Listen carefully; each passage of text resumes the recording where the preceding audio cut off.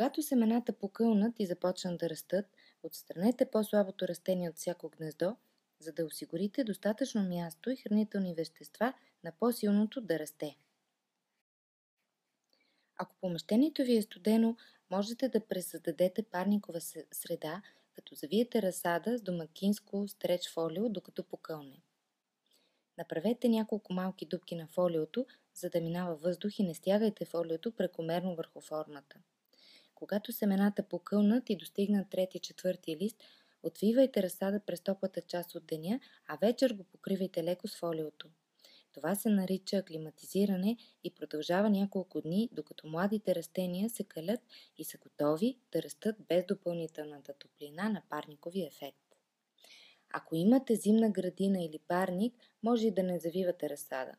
Старайте се във всеки случай да поддържате постоянна температура без резки застудявания, за да не замръзнат семената, и без прекомерни затопляния, за да не израстат твърде бързо, високи и слаби.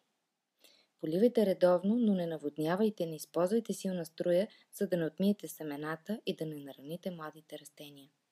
Ако ползвате една разсадна форма, за да направите разсад от повече видове семена, надпишете гнездата, защото бързо се забравя какво и къде е заложено.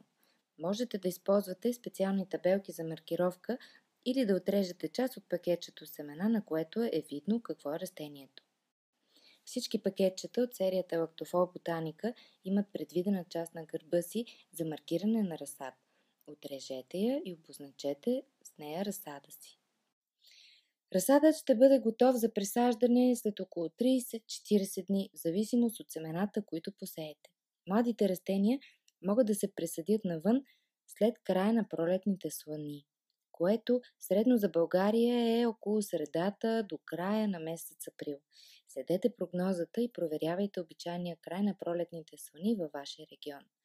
До тогава гледайте растенията в контролирана среда, на остъклен балкон, зимна градина или друго светло помещение с плюсови температури.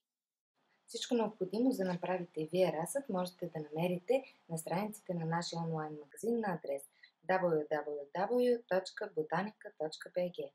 Това е всичко от мен за днес. Довиждане и до нови срещи!